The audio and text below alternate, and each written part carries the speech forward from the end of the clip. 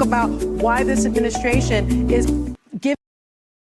giving refugee status to South African, white Afrikaners as opposed to Afghans and Ukrainians and people of color. That's what I want to talk about.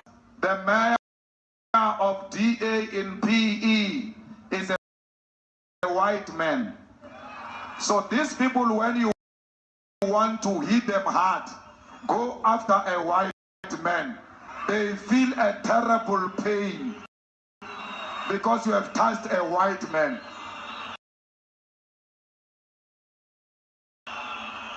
Not because Mashaba and Soli will not be touched. They will be touched, don't worry. But we are starting with this whiteness. We are cutting the throat of whiteness. You guys are so triggered over 59 people. No, I'm not. After we left 20 million people in the country, I don't know why you're so triggered. Haven't even brought up the people, the white people that Trump picked out because they were white and told them they could come to the country. How much racial killing are you going to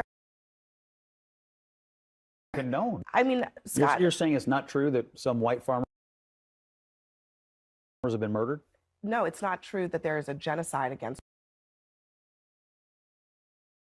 white farmers. Whatever you call it, have white farmers been murdered? Actually, how many have violence been committed against white farmers? How many white farmers? Hold on a second. How many white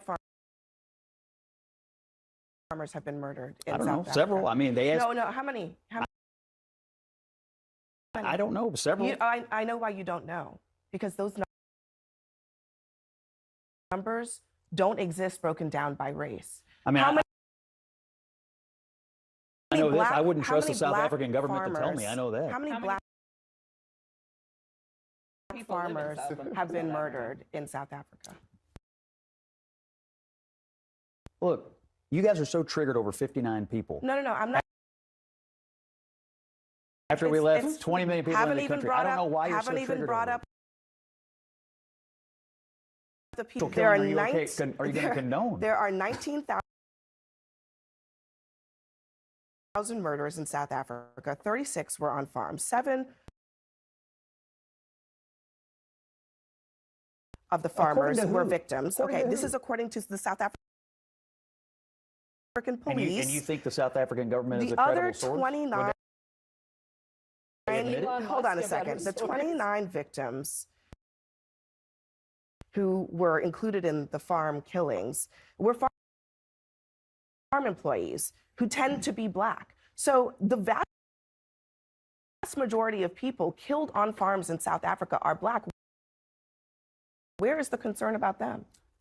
The concern is that there are white farmers who have had violence committed against them. And they're being threatened. They're being threatened every single day. There's 59 people, hold on a second. And you're triggered about 59 people. I don't know why. I haven't mentioned anything about 59 people. Substantiate white why are farmers you are being only targeted? concerned about white people? I'm only concerned about this story because these 59 people asked for status. They're getting status, and now everybody's freaking out about it. They didn't ask for anything. Myself of what we've gone through. And we've emphatically and repeatedly said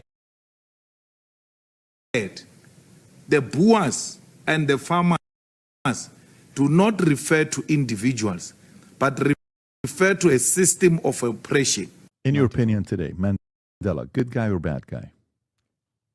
Good guy in a very bad party, because the ANC always had as its original tenant a national democratic revolution. They're all trained by the Russians.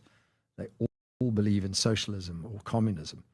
Mandela managed to sit on top of that and say, I see a better way forward. But the ANC always had its evil within it, which is manifesting now. You have many people that feel they're being persecuted and they're to the United States, and we take from many locations if we feel there's persecution or genocide going on. We do allow them to take land. Nobody can. And then when they take the land, they kill the white farmer. And when they kill the white farmer, nothing happens to them. No, there is quite... Nothing happens to them. There is criminality in our country. People who do get killed, unfortunately, through criminal activity, are not only white people. The majority of them are black people.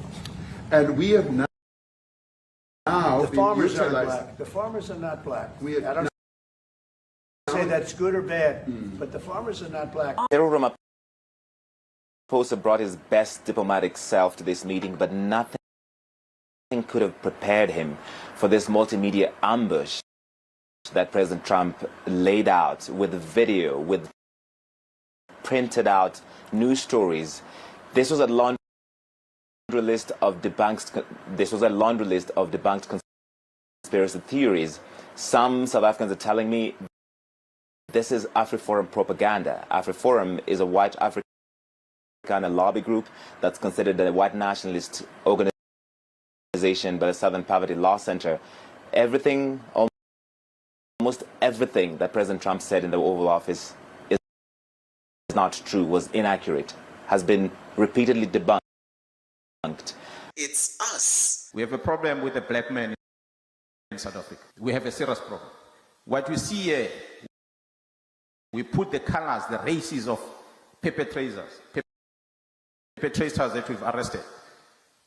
All the green, as you can see, almost everything is green here, which means almost everything is black that is committing crime.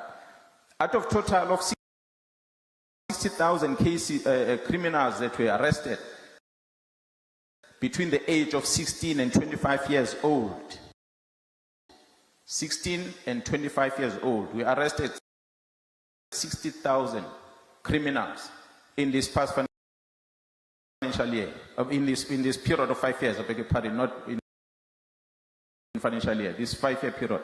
We are the ones making our own neighborhoods unlivable. We are the ones trashing the place. We are the ones robbing, shooting, and trafficking each other. In South Africa, crime statistics read like a horror novel. Murder, carjackings, house break. It's like GTA, but with real consequences.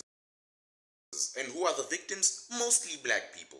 Who are the perpetrators? Mostly black people. We are raising sons without discipline, without role models, without fathers and self-respect. And then there's xenophobia, because apparently black unity only exists until someone from another African country moves into the neighborhood. And then suddenly it's time to burn their shops, steal their goods, kidnap them, and blame them for our problems.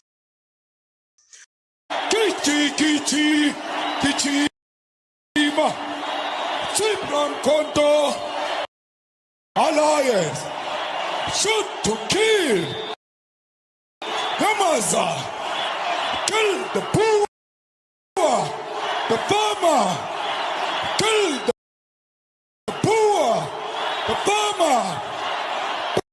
Brr, pa, pa, brr, pa, pa. Attention.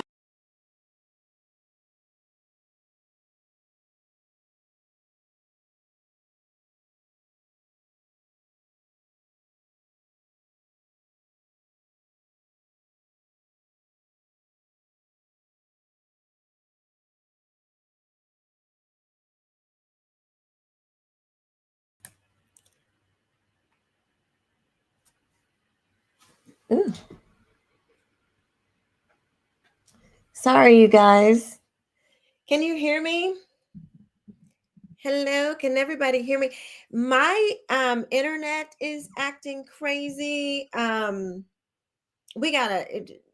having some technical issues. Okay, Jesus says he can hear me. What's up to the chat? I always get so nervous when I do these lives because I want everything to be right. And no, sometimes it's not. And anyway, I have a special guest for you tonight. One of my really good friends. He goes by He Is Blanchard. I want you guys to follow him if you don't follow him already. Probably a lot of you already know who he is. We do a Sunday show together called Cutting Through the Culture. And the four of us, myself, Blanchard, Teachum Chuck Littleton, and Chado Jackson. You guys will know him from the Uncle Tom film series. So we do a show Sunday nights called Cutting Through the Culture, and my co-host is going to help me out tonight because, as you can see by the title, woke goes global. So when I saw all this stuff with South Africa, and I'm looking at this Julius Malema guy, and I'm listening to Cyril Ramaphosa, and just kind of learning about South Africa, it sounds very familiar. It sounds very similar to what we've been hearing here in the United States. And basically, I'm like, okay, DEI, woke, it's going global. This is a global. I mean, the communists did say this was a global communist conspiracy, and we are seeing the effects of that global conspiracy. I just found this to be interesting, scary. It's amazing the parallels, like they're repeating the same words. They got the whole, it's basically like the American left, they're the cult members of the American left, they took their memo and just placed it onto South Africa, and a lot of the Black South Africans have taken up this ideology. I just find it so weird. Like, how come more of the white South Africans did not take up this ideology? I just got questions. I think this is an interesting, I don't know, phenomenon maybe. But anyway, I want to know what my friend Blanche thinks about it. I want to know what you guys think about it in the chat.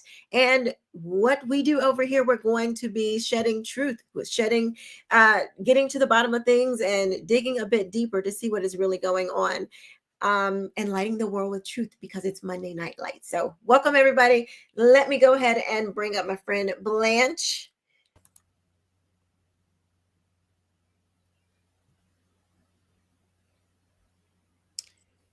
Let me see here. Do I have... Is it okay? There we go. Oh, hold on. I need a... Why does it have us like... I think I need another computer. Probably another computer. Yeah. That's what I need. Another computer. Oh gosh. Okay. I don't want that. That's not what I want. I'm just gonna leave it like this. We're just gonna do it like this. Hello, Blanche. Thank you for coming. Welcome. How you doing? I'm good. So this is my Monday Night Lights show. So this is my live show. So you are my first guest. I'm honored. Thank you. Thank you. Okay. So we go way back. We've been knowing each other for what? Maybe like 4 years, maybe 2021. Yeah. Something around there. I saw Blanche. He was doing commentary on January 6th. Boy, it was hilarious. So Blanche is also a comedian, so he's very funny, and he's very smart as well, and very knowledgeable about these things. So it's great to have somebody in that comedic space over here on the conservative side. So that's great. But I saw him when you were doing your commentary on January 6th, and you said they were scaling the walls with their hands. Okay, they walked right past Chocolate City and didn't bother no Black people. They weren't looking for you. And so listening to Blanche, it was so funny. And he was right. Like, he was spot on. I'm like, dang, yeah, that's a great point, to add to all of the other obvious, things that we were seeing that this clearly wasn't a bunch of white people coming to come after black folks. But back to South Africa. So you heard my thesis, I guess, or my theory that this is basically what we're seeing in South Africa is basically the communist global conspiracy at play. What do you think? I mean, I agree 100%. You know, I talk about Black culture being a global culture. And so if you think about South Africa, you know, once 2020 happened with BLM, that kind of put this whole Black Empower movement on, you know, on hyperdrive. And so now, I know they've probably been doing this for years against the South African farmers, but we know that now it's become a lot more popular, meaning with social media, you know, with all these things. So I just think that you're 1,000% correct. I think it's communism, but I think it looks different because a lot of this stuff is piggybacking off of the quote unquote Black struggle. The girl on CNN said, "Do you care about the Black farmers being killed?" What she didn't say though is the Black people are killing the Black farmers and the white farmers. Right. It's the same group killing everybody. So exactly. So she kind of skipped over that part, but yeah. So, the last two guys you had on the video pretty much summed it up. When he talked about the crime, I did this a couple of years ago. I happened to go through the crime statistics, and South Africa is literally one of the worst countries in the world. Yes. For women, especially for women, like it's bad. It is really bad. Bad. It's violent. It's extreme. It's bad. And when Black folks go there and visit, they're very dishonest because you all are not going to the normal. Y'all in the tourist spots. Again, you're not going to what they call the trenches. You know, y'all are being tourists. You're on the resort. Okay, right, let's keep it all the way real. You're on the resort. Yeah. You're staying in the walls. You might peek out a little bit, but you're like me. Because I'm like, oh, I want to go and see the I want to go see the people. Come on, honey. He's like, girl. I'm like, we have to interact. That's the only way we're gonna really get a sense. He's like, we'll go about 3, 4, 5, 6 steps outside of that resort. Other than that, we're staying safe. Right.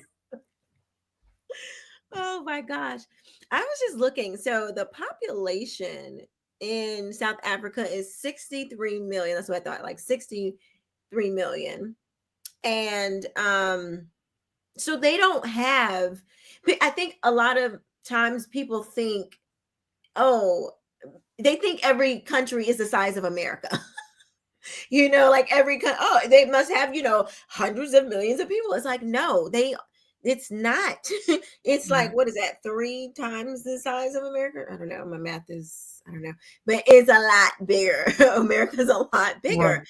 So, and the white South Africans are only like 7% of the 60 million. So it's not a lot of them. So over time, yeah, it's like we're there's less of us around. It's noticeable. Where's my neighbor? Where's grandma? You know what I mean? Like people aren't, I don't think people would just be like making this stuff up.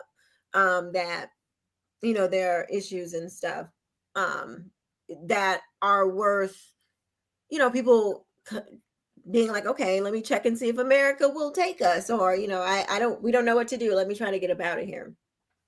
So, but anyway, so when I started to see a lot of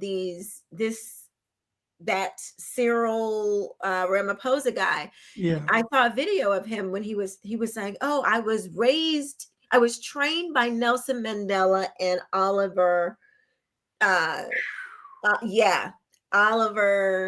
Tuma, or whatever his name is. And I was like, I wonder who that is. And these guys were all communist. And I'm like, no wonder the place, South Africa is jacked up, because you have Black people who, you know, after apartheid, they were feeling put upon very much the same like in America.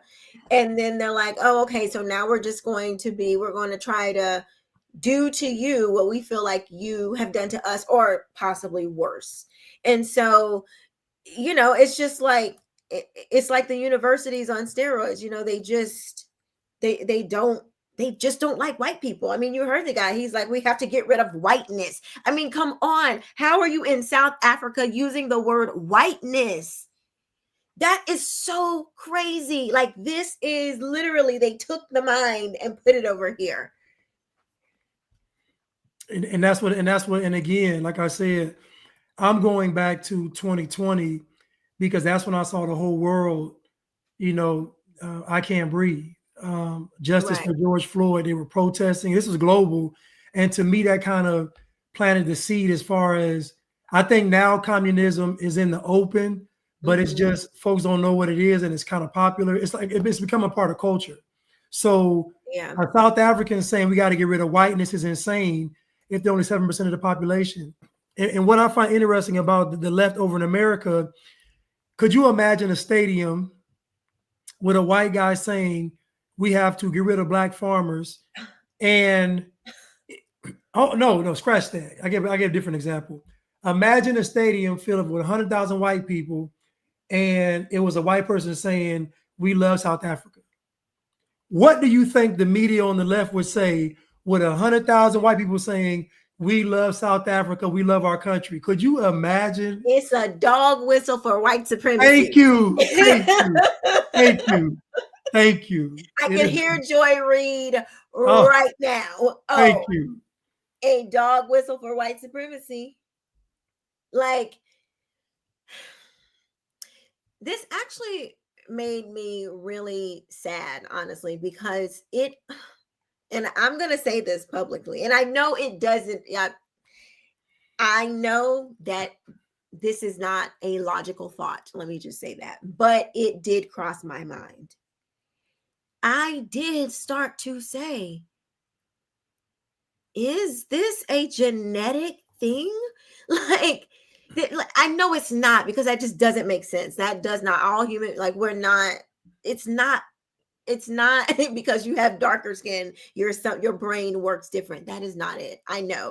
But I did have the thought, you know, I did. I have to be honest. I did. I'm like, what successful countries, nations have Africans sustained? That's a real question.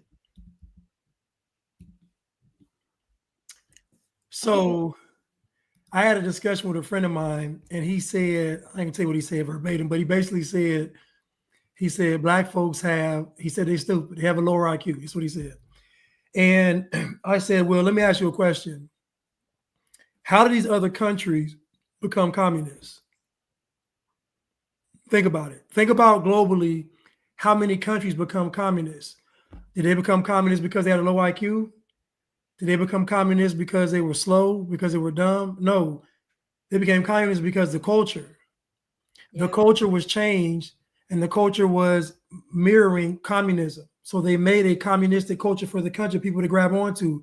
The problem is that folks don't want to acknowledge that Black culture, imagine a child, both parents in the house have an ideology that white is bad. Yeah. Both parents in the house live their life, and their rhetoric to their child is that white is bad. When a child watches a TV show, there's references to racism and white is bad. When a child watches a movie, it's showing that white people are racist. When a child opens a history book, white people. So I'm asking people are saying it's IQ, but tell me what aspect of American culture does not placate to Black culture? It all does. It was the economic struggle didn't work. This was the only, this cultural shift is the only way that communism advanced.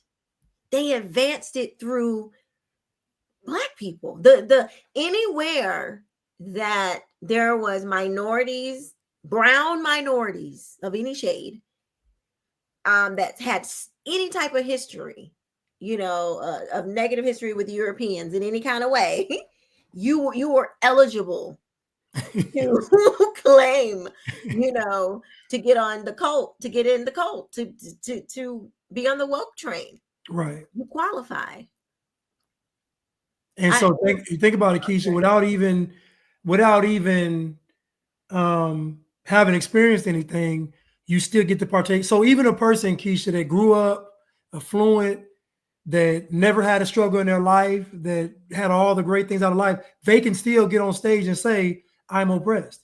Kyrie Irving said basically that he's oppressed. I'm like, Kyrie Irving made $375 million in the NBA and he's still oppressed. So I'm just trying to ask people, what do y'all expect to happen? When are you not oppressed? Like, at what point do you not qualify for oppression? Like, are you, but that's the game though. It's perpetual. That's what they want. You have to be perpetually a victim. That's why they have to brainwash you. Mm-hmm. Because nobody's life, and especially in today's time, is perpetually that. Like, you can pretty much move, the world is really advanced. You can pretty much go where you want to go and get out of some type of, bad situation, right? Pretty much, but it's like they don't want it to end. And you talk about families, and I was having this conversation with a friend of mine, and we were talking about, they were kind of like, well, why can't we acknowledge, sometimes you're just too hard on Black people, you're just, why can't we, yes, there's bad, why can't we focus on the good? And I said, when 75% of homes don't have intact families, what good exactly am I supposed to be bigging up? When we can't even get the basics, like, okay, what am I supposed? Oh, because you went to college, but you don't have a father in the house. Right. Oh, but you got a new car. Oh, you're a doctor. Oh, you started a business, but you have no. We are missing the foundation here. So what am I supposed to be bigging up? So you don't know how to make and keep a family. Like, and that's what I'm saying, Blanche, like, at the core, building a nation takes being able to build a family. Right. And if we can't do that in any, like, okay, we're not doing it in America. It's in the most freest, in the place where we should be able to do it. Ain't nobody doing that. This is where you should be able to do this. We're not doing it in the most open opportunity place, and let alone, when I say we, I'm talking about people of African descent. Yeah. And then when you look at the world, what nations are, have been built and sustained by Africans or people of African descent? I don't know one. Not a prosperous, like, you know what I'm saying, like a first world country. I don't know a first world, all African country. I sent you that clip from YouTube. Yes. And the guy was, so the Black guy, the South African guy, was talking, and he was talking about how bad South Africa was, right, for Black people. Then the guy next to him, I think he might have been Indian, he was trying to like reiterate and piggyback what he was saying. But then when it got to the white people's turn to talk, as soon as the guy starts talking, everybody starts, they don't let him speak. Yeah. And I said, well, nobody interrupted those guys talking about how bad it was. So when they asked the guy said, well, he said, before we got to South Africa, he said they were savages. He said they were eating each other. Now, I'm gonna say this: you have apartheid and you have the current state of South Africa. They're telling you that apartheid is bad. But what would you call that? That is, it's segregation. Well, not segregation, but it's it's a more racism. But is it okay? So this is how I looked at it, and this is the problem with us not having representation as far as thoughts in media, where you just have one side being shown at a 98% clip. Like it's just there's no parity in thought. It's just this is what it is, and that's it. Yeah. I'm saying, think about how apartheid was structured. It wasn't structured for, see, people think that, oh, they say white Western culture, African culture is the same. So apartheid is wrong. But what if the Western culture, and the guy said it, he said Western culture, we've been around for almost 6,000 years. He said, but the Africans are 50,000 years behind that. So what? So he said, and I thought about it, I said, well, let me go look up apartheid. What they had the people doing was similar to what you would do with a child. You have to show your past to go here. It's almost like being in kindergarten and you're teaching children the basics of rules. You got to line up for lunch, line up in the hallways. You got to. Yeah. So to me, I don't think the thought process was all racism. I think it was, okay, how do we get these people, just thinking from a mind, to be civilized? Now, most folks will say, well, what gives them the right to want to civilize or to civilize these people? But we would agree, Keisha, that most Black folks around the world want to live in societies that were created by white people. Yes, of course. So if you want to be in that society, then you're going to have to do what? When in Rome, do as the Romans. And so I just think that culturally, a lot of cultures, that the further you go down from towards the equator and below the equator, I just think that the culture is, because life is a little easier, in my opinion, the weather's better, soil's probably more plenteous, fruits on the trees. I mean, you get like to me, a lot of your culture is affected by your climate in your area. So to me, it makes sense to have a more lax culture, right? But the problem is when another culture gets introduced and that culture may function a little better than your culture. So now what do you do? Yeah.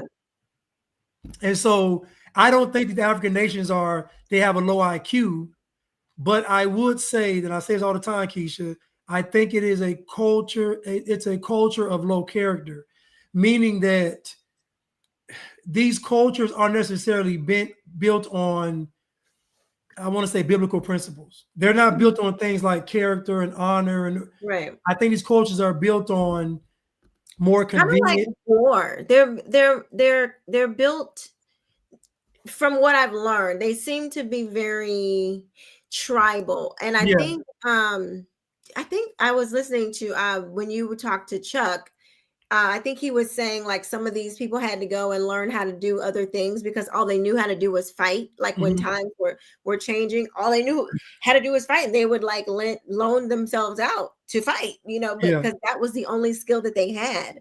So yeah, I think that's what they didn't pick up much after, society started to advance. And if you think about South Africa, if you all are 99% of the population, why don't you have any farms? Like if you all of them are, yes, they don't like it. Like, and what they'll tell you is that it's racism. How can you guys dominate the entire country? How can, it's impossible. It's not, no, we're not going with that. You can use that as excuse over here, but not over there. You mean to tell me 99%, Keisha, and y'all still oppressed? Right. That's what I'm saying. I'm like, it starts to make you think some uncomfortable thoughts. And so I was thinking okay, now there's this town, and we'll play a little bit of the video in a second, but there's this town it's actually not a town. They made their own nation. It's called Ovarian or something. I forget. Over something.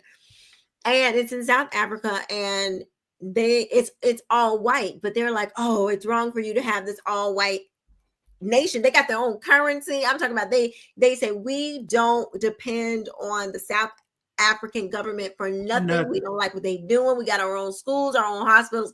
They have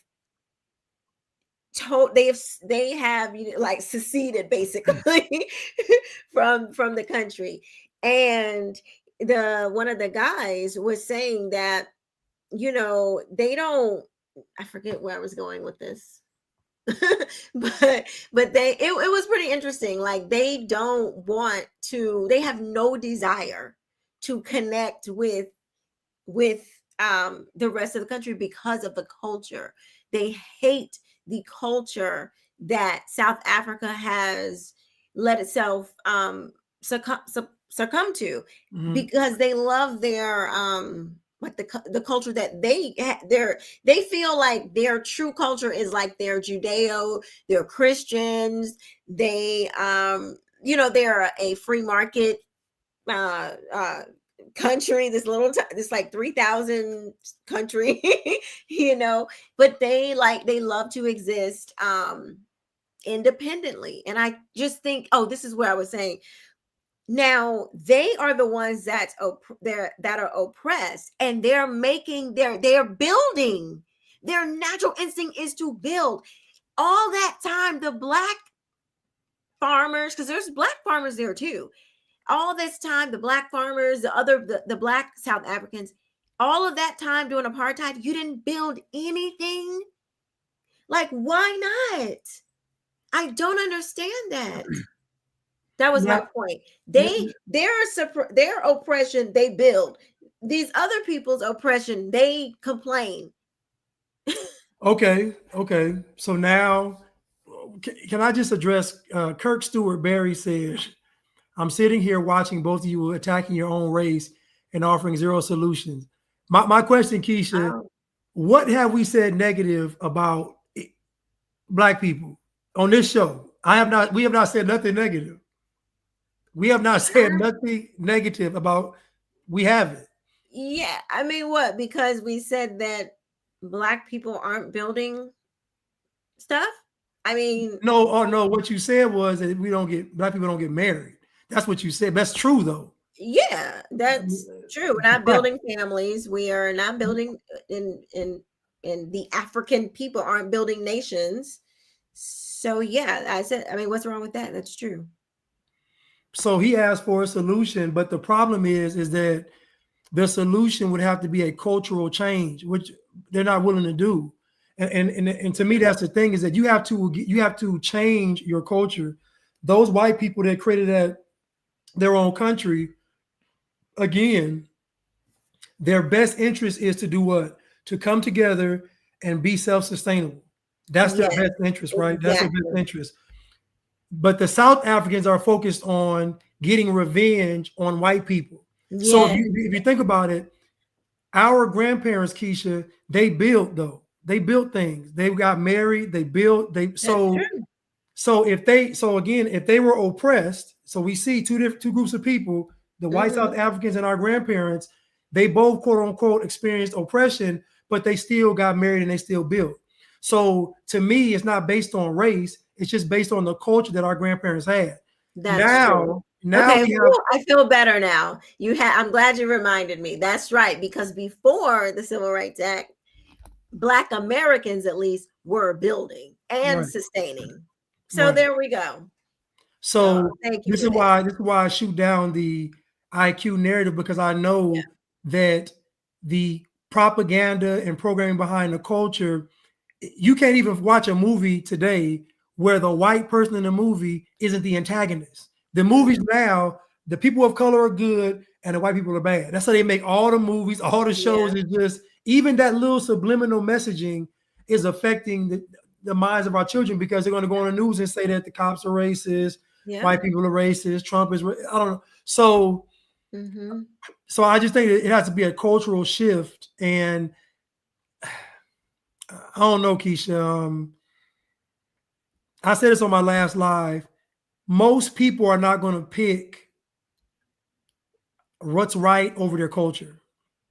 If that makes sense. Most people's culture is going to supersede what's right. So there are plenty of South Africans that are highly intelligent, right?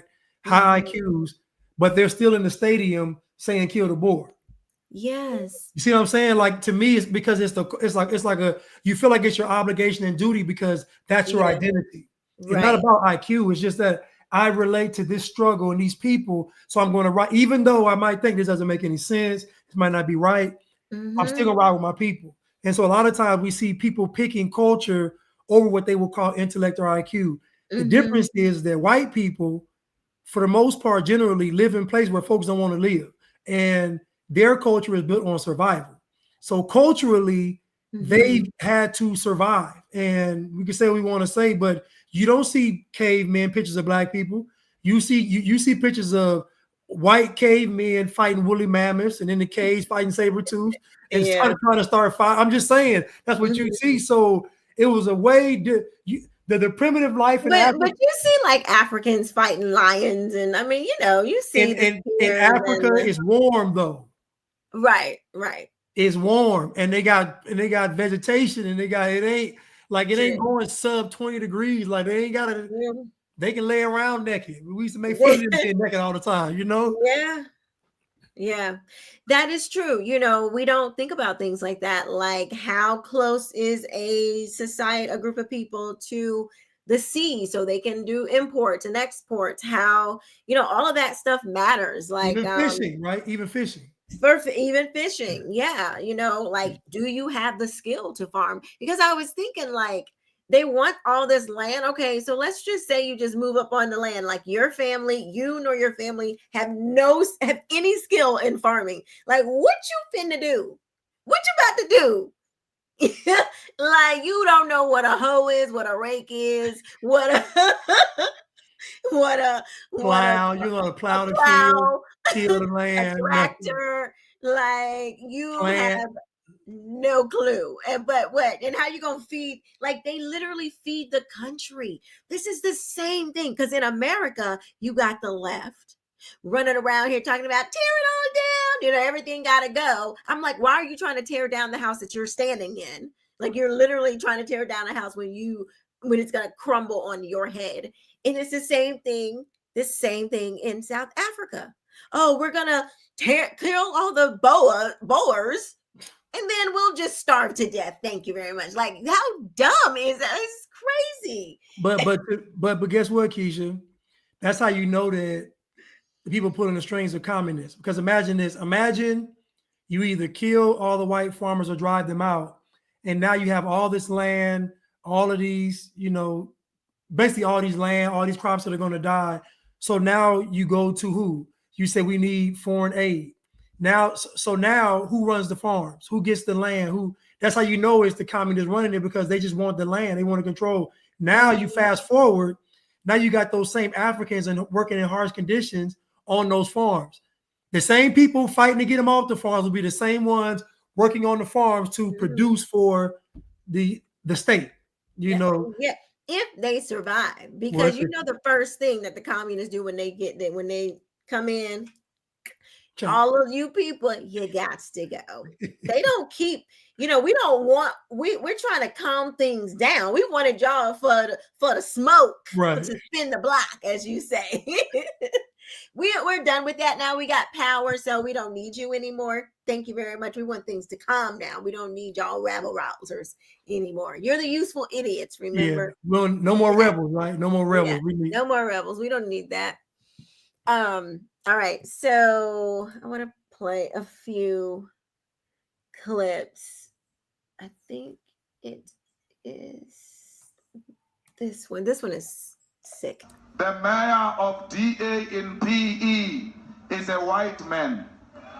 So these people, when you want to hit them hard, go after a white man. They feel a terrible pain because you have touched a white man. Not because Mashaba and Soli will not be touched. They will be touched, don't worry. But we are starting with this whiteness. We are cutting the throat of whiteness. The dude is crazy. Okay. So he, of course, in true communist left progressive fashion, he lives in a sprawling mansion. He rents it though. He rents it, but he lives very well. Rents it to who? Huh? Rents it to who? Some tobacco guy who's been in trouble. Like he's involved, he's connected with these like shyster, people that aren't good company, if you know what I mean. So, but also the president, he's got some shady dealings as well with like Iran. Like he got caught with millions of Cyril Ramaphosa, the guy that was just in the White House, got caught with like millions of dollars in his sofa, that's totally unaccounted for. Yes, and he's already a billionaire. These people are rich, and they are. Hold on, he's a billionaire? Yes, Cyril Ramaphosa is a billionaire. Doing what? I think he owns, I forget. I think he owns a bunch of some franchises. Sorry, my keyboard is so loud. That is crazy, Keisha. Let me see. Okay, $500 million. The president of South Africa has an estimated net worth of around $450 million. That's $1 billion in South Africa. That's $2 billion in South Africa. Okay. Billionaire. Yes. And that's what they do, right? They go, they have all this wealth and they want to tell the rest of everybody how to live. So he has created this. Listen, this is insane. He has created the it's called the, oh gosh, I'm blanking. It's the economic, let's see. Let me just look real quick.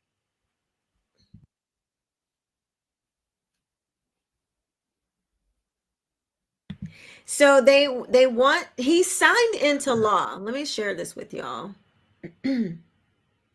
Now this is the BBC. They're going to make it sound like it's a good thing. Yes, a very good thing. Shoot, hold on.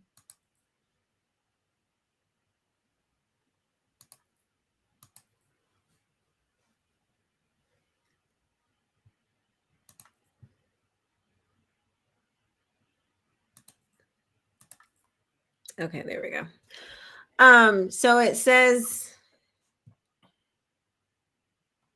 trying to make this bigger.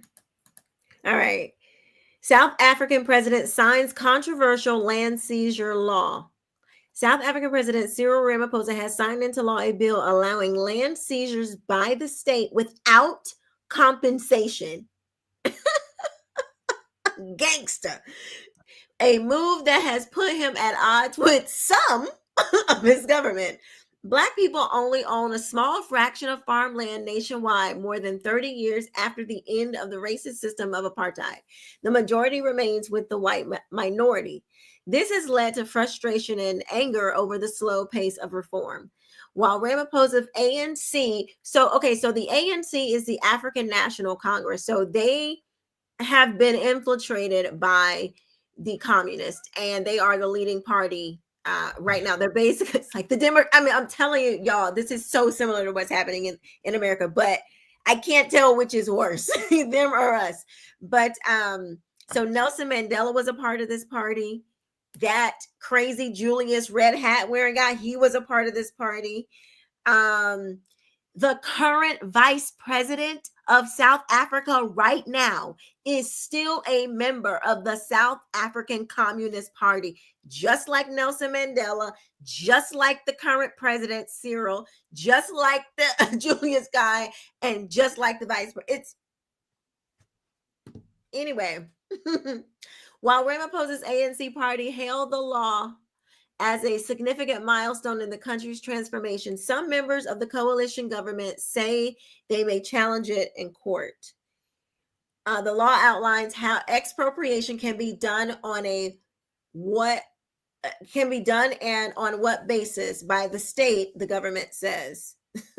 It replaces the pre-democratic Expropriation Act of 1975, which placed an obligation on the state to pay owners it wanted to take land from, under the principle of willing seller, willing buyer. Okay, basically free trade. The new law allows for expropriation without compensation only in certain circumstances where it is, quote, just and equitable and in the public interest to do so. Come on, man. This includes if the property is not being used and there is no intention to either develop or make money from it, or when it poses a risk to people. The president's spokesperson, Vincent, whoever, said that under the law, the state, quote, may not expropriate property arbitrarily or for a purpose other than in the public interest. Well, I wonder who decides right what the public interest is.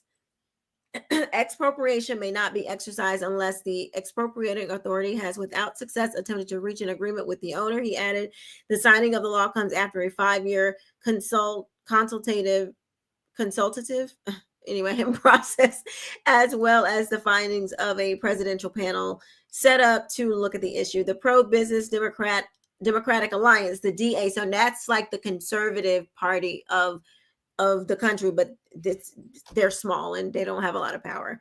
I think they're growing, but it's not. ANC is still the bigger one. The second largest party in the government of national unity, GNU, says it strongly opposes the law and was consulting with its lawyers. Basically, the I don't know why this is not showing right, and it's really aggravating me. Talking about the boxes. Yeah, so it's that one. Oh no, not that one. That one's good. Okay, we'll just have to deal with this one for now. But yeah, so he signed the law that we can come and take your land anytime we want. Say something. I dare you. We'll just say it's for the public interest. And they will probably, I mean, what are they going to do? Fight with the government? Like, how are you going to, oppose this? If the government says if they want it, they can take it. And, I saw the workaround. The workaround is if the land is not being used or is not being used to make money. So once you get rid of the farmer on the land, it'll just be land sitting there. So it's like, it's almost like you can see how the government is working hand in hand with this. They'll create the problem and provide the solution. So the farmers, they'll just say the farmers abandon their land, but then they're dead. But yeah. And then once the land is abandoned, now we can come in, swoop it up and take it for the public interest because this land is needed for the public. Mm-hmm. I want to read to you all another. Did you have the video of that place, Orania? Oh, yes. Orania. Yeah, that's it. Oh, man.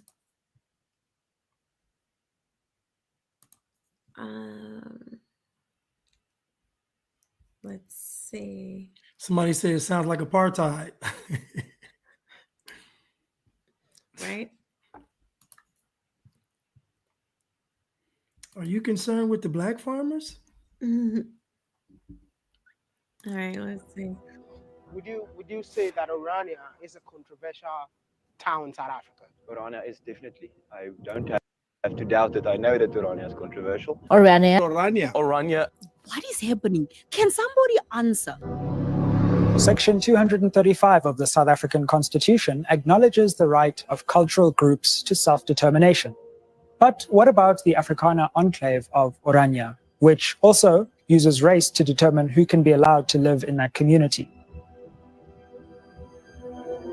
The main reason why it's controversial is misperception. I think so. It's my personal opinion. Misperception about Orania. The people who have the most to say about Orania have never visited. Just say a prayer for my city. Just say a prayer for my city. And what are your favorite things about Orania? Have you ever seen a 16 or 17-year-old girl walk around 9 o'clock at night anywhere in South Africa? It's not common. Okay. Yeah. We don't have burglar guards, and if they leave a bike somewhere, tomorrow morning it's still there. Would you agree with me if I say that this man performed a lot of atrocities in the past? It's our history. But I know it's your history. But at the end of the day, a lot of people were harmed in the process. You don't think if you are embracing this, you're definitely embracing apartheid? Is it okay to celebrate Shaka Zulu leader? Do you know who that is? I know who Shaka Zulu is. He killed a lot of people. Is it fine to celebrate him? Ooh. That's a question for South Africans. That is a question. This is a question for Oranians. Yeah, that's me. You're probably wondering how I ended up in this situation. Hold on. I want to show another part. It's pretty interesting. This is fascinating to me, man. Now, homie, no white person is allowed in this village. So here, out of curiosity, he talks to the Orania people, and they're like, well, it's not that we don't allow blacks here. We want our culture. They kept honing in on that. We want our culture here. This is what we want. It's not that we want people here that have our culture. If you don't have our culture, I'm sorry, this is not the place for you, because that's what we're trying to maintain. He's like, well, what if a black person or somebody comes? He's like, well, I mean, people come here, they shop here, they do things here. We just, just basically, don't start no problems. He goes to an all black tribe, and he asked them, what will happen if a white person comes? They say, off with your head. I just thought that was so fascinating. Hold up. So he's given the Iranians the 3rd degree, but he's casually walking with the people that say they'll execute the white people. We're going to play it, because I don't want to misrepresent him. Let's see.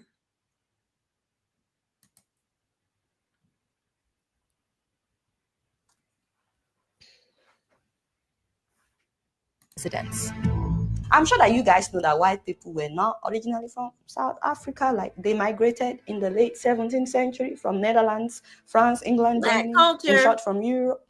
I mean, they were immigrants in South Africa, but they forcefully colonized the people. Actually, no. They enslaved the owners of the land, the black South Africans. This is something that Donald Trump doesn't know, by the way, so you're welcome. Of the decision. Last month, President Cyril Ramaphosa signed into law a bill that allows the government to expropriate property for public purposes or in the public interest, in some cases without compensation. Well, I don't think land expropriation without compensation is a good idea. I think if you realistically look at the amount of land that the South African government has, that the big communities like the Kunyama Trust have and so on. I think the land is not the problem. The problem in South Africa is economic problem. And there's actually been research done on that, proving that people don't necessarily want land. They want a better economic future. Most people don't want to be farmers. To farm is a tough job. It's not a very rewarding job in terms of money and so on. Yeah. I also think that the South African economy will collapse if there is land expropriation without compensation. Interesting. And I want to include you in this conversation. So let me know what you think in the comment section about Trump's offer. We are not necessarily interested in tax dollars and handouts and help. What we want, we already got to an extent. We want recognition. We want recognition from abroad. We want recognition locally, and we want recognition from our peers.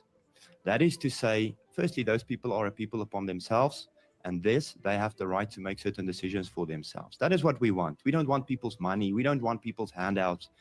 We as Orania want larger recognition, greater recognition. And I think that is not too much to ask. Actually, I think that's very reasonable. And probably you might be wondering, what do Black South Africans feel about this? Orania can't be a folk state. It is actually what I consider to be a micronation. It's just like a small considered, it has certain independencies. They have their own currency. It is, yeah. Yeah. You know, when I picked up on that, I realized that there's a measure of sovereignty that is not complete. Yes. You guys might be wondering, how did I got to know about this town within South Africa? So recently I found myself in South America on a project of connecting Africans in the diaspora with Africans living in Africa. So I found myself in Suriname and I came across this village called Dahomey. And within Dahomey, no white person is allowed in this village. So out of curiosity, I was like, you know what? I need to go find out why no white person is allowed. Watch this. I was told that no white people are allowed in this village. Is that true? Do ya? Why? The spirit that they have here is a warrior spirit who fought against the European in the slavery time. And every time that the warrior spirit see white people, he get aggressive, so they want to fight. That's why they don't allow white people to come here. What will happen if a white person comes here? That.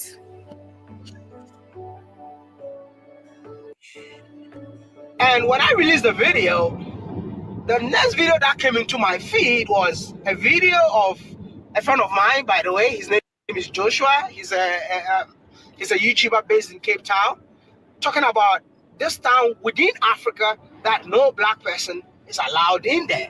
And I'm like, you know what? They say curiosity kills a cat, right?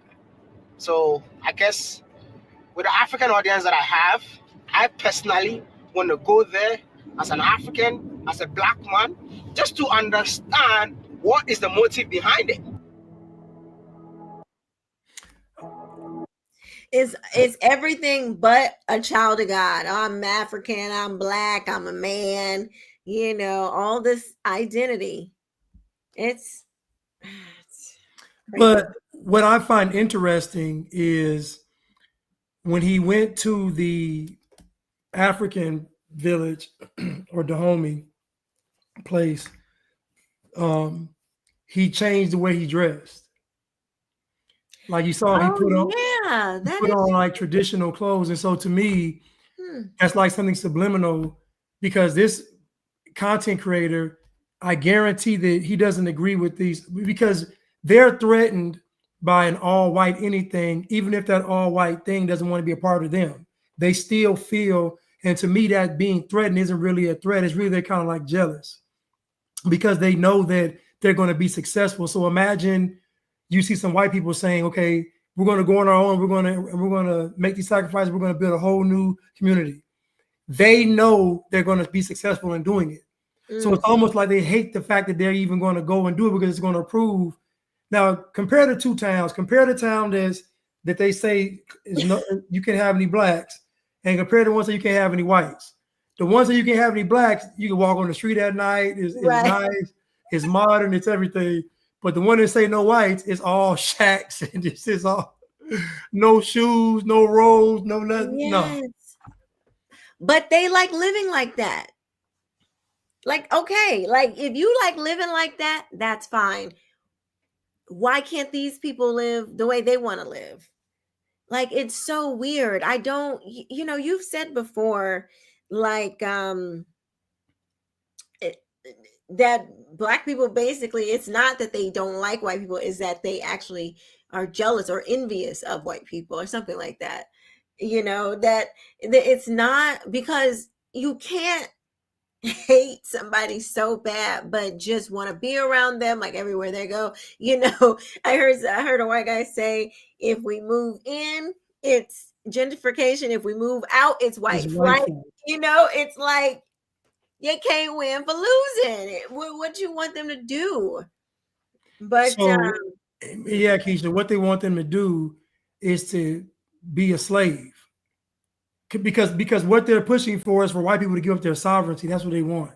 Because white people are not going to do it, they create this whole propaganda machine, because white folks won't say, okay, y'all have it. Okay, what y'all want? No, they're not going to do it. And so even in a situation where they separate themselves, the guy asked him, the guy said, well, what's the purpose of this?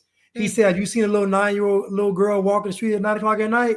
And the guy was like, no, it's rare. He was like, that's why. Because again, he's not talking about race. He's talking about the culture. Black people, the future. He's talking about the kid. I want the children to be able to grow up in a safe neighborhood so they're not traumatized. They don't have all this mental burden, because growing up in an unsafe neighborhood, trauma. Growing up with parents fighting all the time, trauma. Growing up in a one parent home, there's trauma there. All of this stuff. People want their children to be able to have peaceful lives. They don't want them to be mentally burdened with that. And you can't blame them for that. But Keisha, I was thinking the other day, I thought about it, I said, you know what? Let's think about South Africa for a second, or some neighborhoods in America that are Black. Imagine being around all that death, destruction, and damnation, and you don't want it. Like you're not motivated to change it. Like imagine all of it. Like you're not going to the government. You're not going to the city government. You're not complaining. You're not protesting. You're not like you're literally just living around dysfunction and chaos. Yeah. And then you're blaming white people. Mm-hmm. Y'all been in power since 91, Keisha.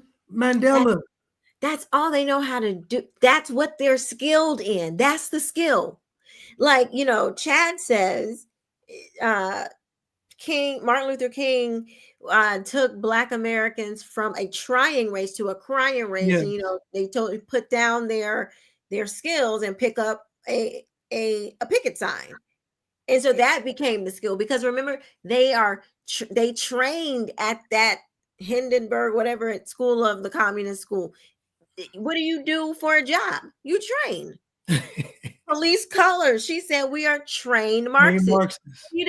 You train, because now this is their job. This is the new industry. It's in the colleges. It's in the K through 12. It's Hollywood.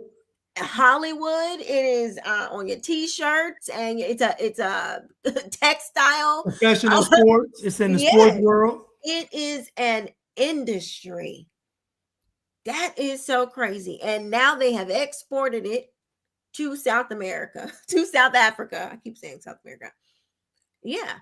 Which includes ghetto culture, whatever you want to call it, Black culture, crappy culture. Ratchet culture. Yeah. That's what I see.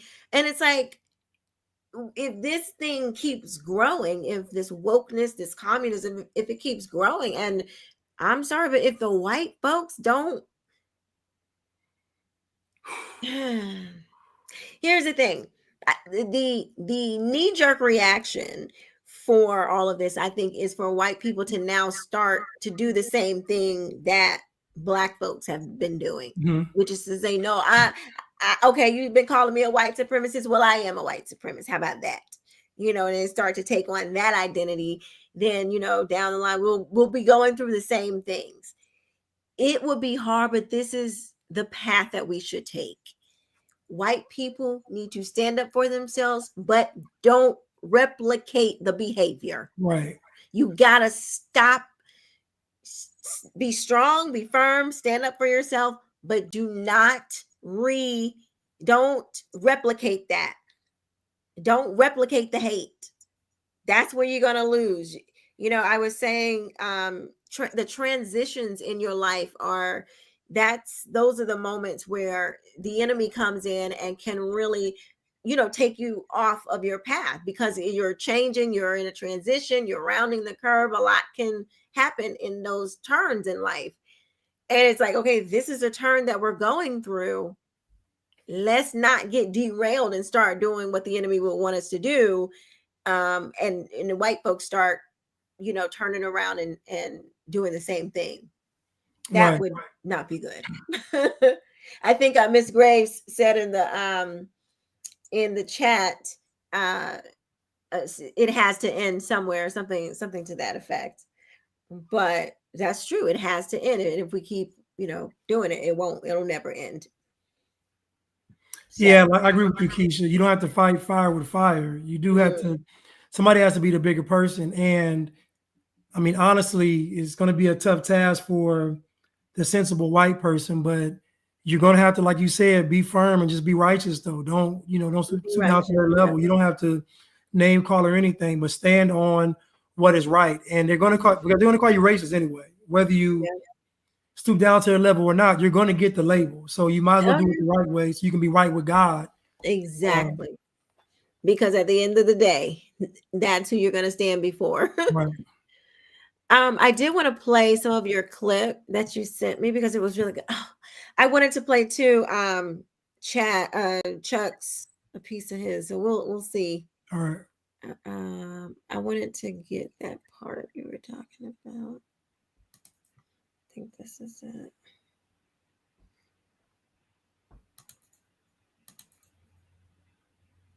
You're South African. Sorry, I think it's necessary to be said, despite that Mr. Bates raised about 1 million foreign natives, Quentin Hogg quite rightly said, so what? The other argument that is raised, quite unhistorical, that they were not there in any case first, that the others came first before them. Now, I think this question about 1 million foreign Africans, Mr. Bates, I worked for the South African Embassy, he must know there is a body called the Witwatersrand Native Recruiting Association, which recruits 100,000 Africans in Angola and Mozambique, in Rhodesia, in Malawi. Great. Without African labor, free countries. yes, without African labor, the gold mines of South Africa would come to a standstill. The first thing that Tanzania did when it became independent was to stop the recruitment of black labor in South African mines. This is a crucial matter. South Africa is not a cornucopia for the majority of non-whites. I think my friend here only gave you one example about park benches. But the whole protest about this rugby, it may be one-sided, as Mr. Richardson said, but I have the authority of a great South African, the Bishop of Stepney, the Right Reverend Ambrose Reeves, who said one can't be impartial about South Africa. It is the only country of its kind in the world. And this is where, very slowly and calmly and deliberately, I'd like to disagree with Quentin Hogg about relationships with communist countries and with South Africa. Our relationships, and this is why I feel insulted as a South African, I'm a South African also. I'd like the rest of the Western world particularly to have relationships with the real South Africa. There are 17.5 million people in South Africa. For 90 years, as Andy Mulligan said in The Observer, we've had proper cultural relationships, sporting relationships, we've sold arms and all the weapons of destruction to one side of South Africa. Now we must start extending the hands of friendship to the great unwashed, the dispossessed, the exploited. Your pictures of Biafra you've seen, of the children with distended stomachs. In South Africa, Kwashirka, and this is the basis, the area of relevance. In South Africa, in Port Elizabeth, 200 out of 1,000 African children die before they reach age of 1. Why? Why? Wait a minute. Harry and C.J. Barry Richardson, how do you cope with that? So are they telling lies? First of all, hold on, Keisha, hold on. If it wasn't for the white people. Now that guy said a mouthful, but how is that white people's fault? Like what, how is that their fault that y'all children are dying and stuff? How is that their fault? Yeah, I was interested to hear what the guy said. Like, I don't understand what the gripe is. I guess I'm not getting it. Let me see. There would be no Negroes to worry about at all. It's precisely because the white people have looked after them medically and gradually brought them on. Within living memory, the African Negro was a savage. They were cannibals. Within living memory. That should be allowed to be said here. That's very insulting. We were savages. What do you mean when you say we were savages? That's very insulting. You don't like to hear that language here.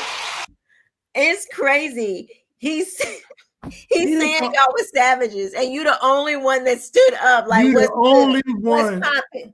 What you said? You stepped on my shoe? That's crazy. Like, that did not. But he didn't call him a savage. He said they were savages when we get, like, he didn't say y'all are savages now. He said y'all were cannibals when we got over here. He said in living memory, like we can remember y'all was eating each other. But you know it's the word people. You may answer, Tim. Go ahead. Yeah, this is what you believe. Yeah. Hold up. I believe emotion is no use in matters of this kind. You've got to apply reason and common sense. You can have no emotions because the man is telling the truth. You have to be dispassionate about this stuff so you can think clearly. Clearly, yes. you have not been exploited. I know what it means to be talk. You see, that is the trouble. You will not let anyone talk. Our civilization, we can say, is 5,000 years old. We began, start from the Egyptians, the Greeks, the Romans, the Dark Ages, 1066 and all that. Very painfully and slowly we have arrived at the civilization which Europe has achieved today. But the African Negro, I maintain, is about 50,000 years behind our civilization. Yes. Even on the assumption that that were true, what justification would it be for what you're doing? I mean, this seems to me that we all know about the Zulu Wars and all the rest of it, and the terrible forms of battles which took place there. Look. It feels like they're like, oh, well, since he's being honest, let me be honest. Let me get comfortable and tell you what I really think, too. I've been wanting to get this on my chest. Look at his face. He's about to let him have it.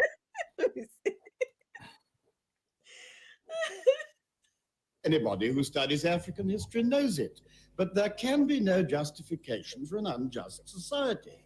And there can be no justification for a closed society. Now, what seems to me wrong about apartheid, I'm prepared, and you can see how they go for me. I'm prepared to advance slowly, but I must advance. And if you have a closed society, the vice of apartheid is that it offers no prospect for the future that one can see within any measurable time. It is a closed society, not an open society. But you are prepared to Can you stop right there, Keith? Hold on for a minute, Harry Bates. So basically what that guy's arguing is that there needs to be a time period to where we get to a certain point and apartheid basically ends. Mm-hmm. But he says, how can you justify having an unjust society? But what you're playing semantics, what you all are calling unjust. If people are cannibals, you don't just say, okay, open society, let's all live together, let's all have, no, that's not how we do that. We got to establish order, rules, law, structure. Like, I'm not finna get eaten up late at night. So thank you. Like, I think somebody in the comments said that. Let me see. He said, Polar Teddy said, well, I do not believe you, but at the same time, I don't want to be eaten. Thank you. Right. Exactly. Yes, Miss Grace says someone must assimilate. Yeah, that's got to be some major assimilation. And could you imagine trying to take people who eat other people and get them to a place where, remember on Finding Nemo, or no, Sharks Finding Nemo? I don't know. I can't remember. It's like fish are friends, not food. Oh my goodness. But hold on, Keisha. Could you imagine what would happen to Orania if they let some South Africans move in? If they say they have a heart, you know what? We're going to let y'all have your own part of Orania. You can have your own space in Orania. What would happen, Keisha? Those 9-year-old girls that was walking down the street, they be twerking down the street, they be twerking down the block. They be going to get some Newports, maybe some OE for their mom and them. The daddies who will be done left.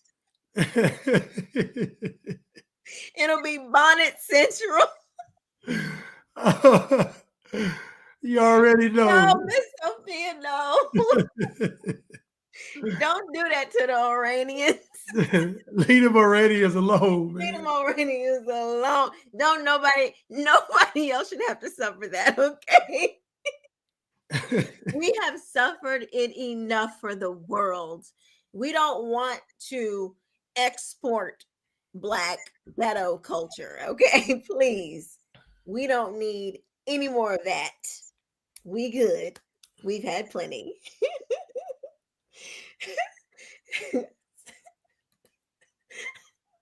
Tree Hente saying they would still blame everything. They would still blame white people. Oh my goodness.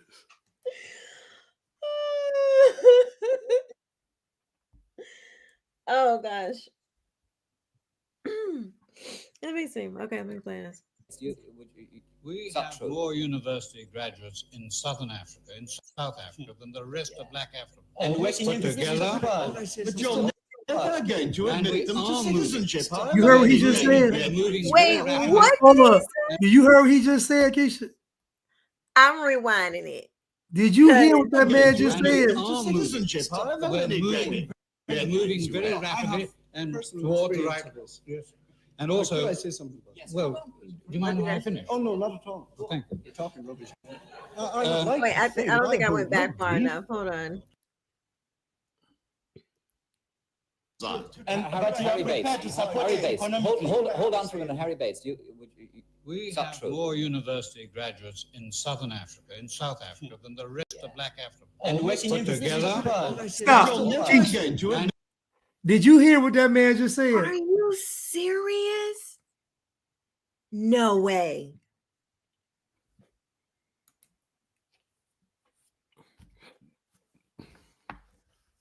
This is what I'm saying. This makes me, that's crazy. What is the problem? Like this needs to be studied. Like what? This don't make no sense. Why are Black people why aren't white people affected like this? Now I know we have white liberals in America, but a lot of them are just faking it. I think some of them actually believe this stuff. Like some of them actually do. But only a small group of them, of whites, actually believe this stuff. They don't have 90-something% of them, of them believing it. But we got not the majority of Black people believe a lot of this stuff, Black Americans. And then you have these Black South Africans, a lot of them believing this. What that is, I don't know what to say about that. I don't know. And that excuse me, I don't know what to make of that.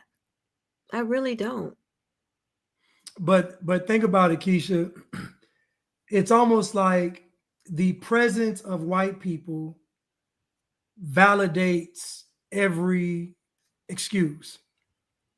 So if a white person is in your area, that means just by their presence, that means that there's racism, there's oppression, there's what they call capitalism, there's what's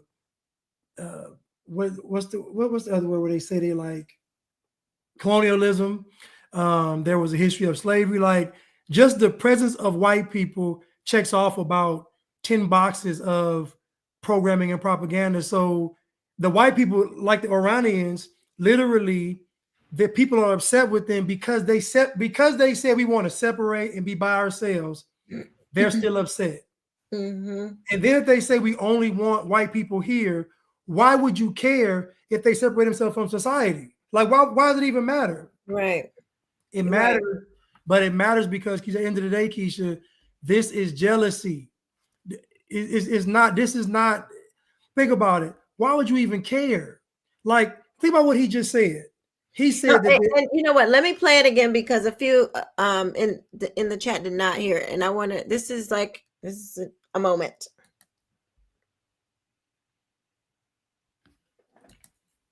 Harry Bates. Hold on for a minute, Harry Bates. We have more university graduates in Southern Africa, in South Africa, than the rest of Black Africa. And All put together. He said, "Put together." More graduates in South Africa, then the rest of South Africa like no. You hear what he said? He said the rest of Black Africa yes put together. Yes, I'm sorry. And that what and you want us to accept that culture? What? Like, why would we? What would be the benefit? Why that would bring? So yeah, that's what he said. Baby for life. Like, so do you really think it's an? God, that is sad. Do you think it's an? Do you think it's an inherent? Okay, do you think it's a moral issue, or do you think it is a intellectual issue? I think it's a moral issue. I think it's a. Well, I think it's both, because you have to think in order to, change your behavior. So what are you thinking on? Like, where is your time? Where's your attention? Because that's what will, change your behavior. And if your attention is on foolishness and just, if you haven't set your heart on anything good, on the things of God, honestly, because if it's not towards that, what are you doing? Like those Iranian people, their emblem is a man. He looks like kind of like a farmer man, and he's like rolling up his sleeve. Like that is their culture. Like they are, and the guy says in the documentary or whatever it is, he's like, yeah, we preach, basically hard work. That is our culture. We look over there and we don't see that with y'all, so don't be bringing that stuff over here. So I don't know. I think it's probably both. And I would say that the Oranian logo is telling, because the black logo would be a fist.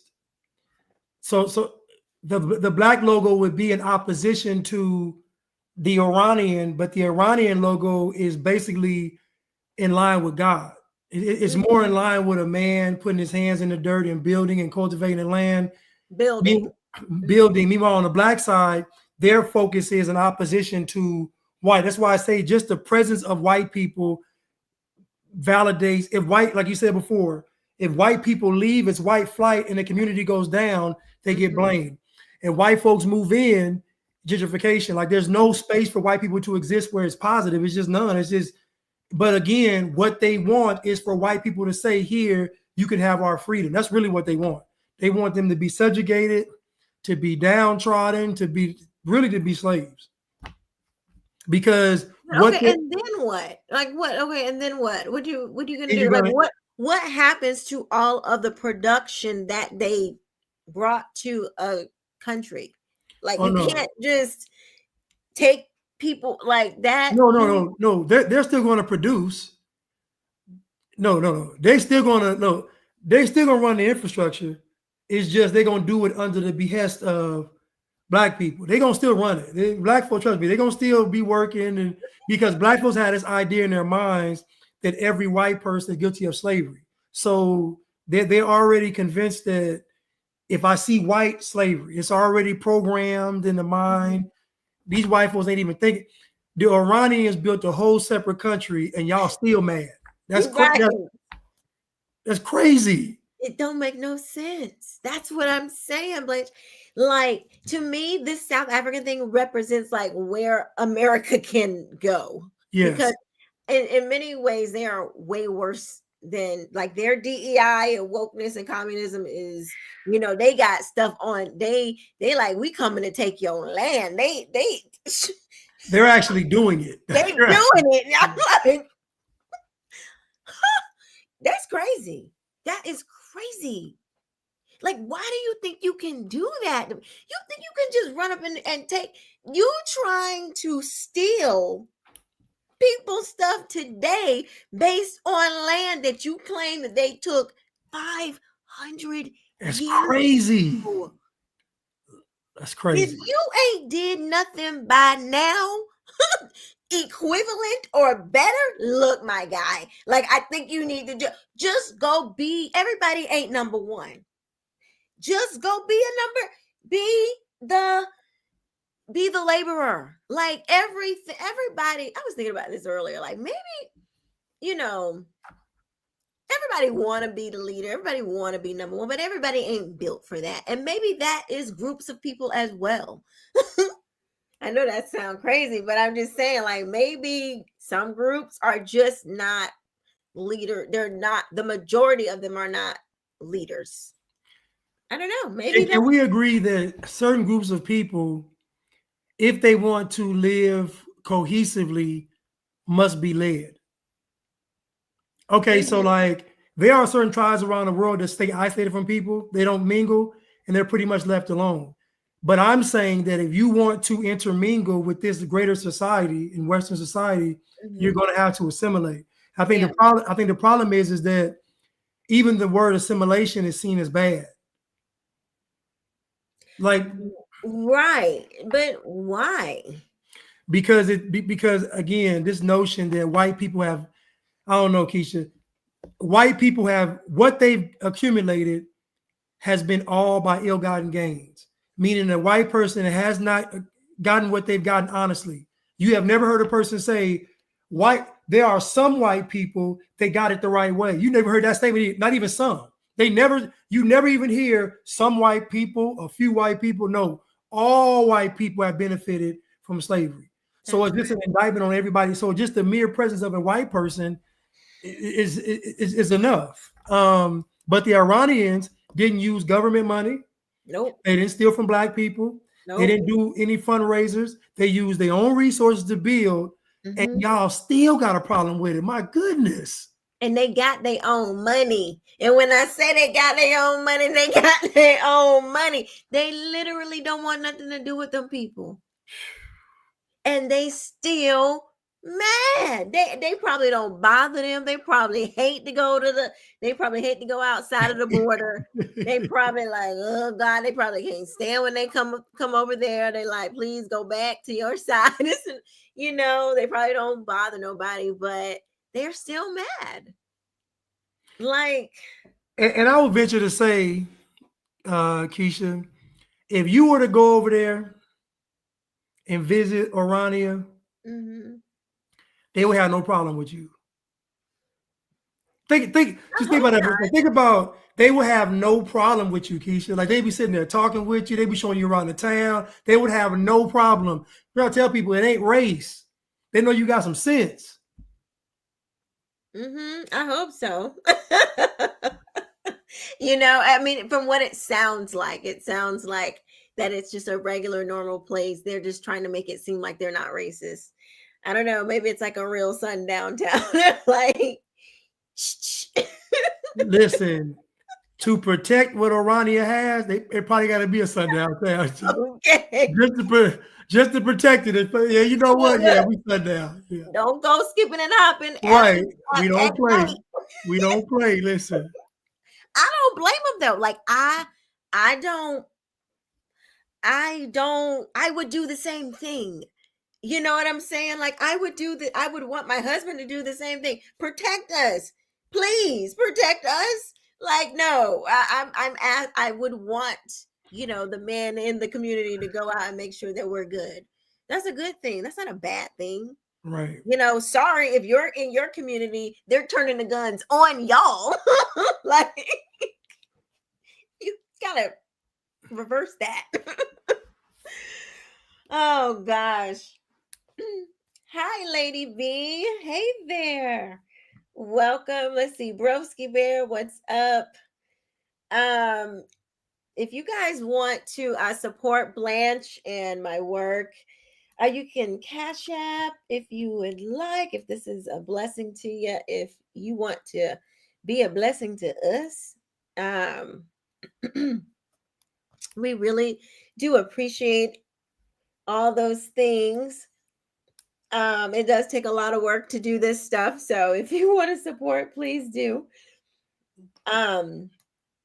Let's see, Blanche. Anything else you working on, or you want people to No, know about? just come to my page. You know, I'm just Yeah. going live. Yeah, 3 times a week. Okay. Yeah. What's your Nothing page? major. You said what? What is it? Just I said nothing major. Just going live. Yeah. What's the name of your channel? Oh, he is Blanchard on YouTube, and he is Blanchard on Instagram, and is it he is Blanchard on Twitter? I think all of them he is Blanchard. He is Blanchard. Okay. Yeah, I think Rumble is Free Blanche though. Okay.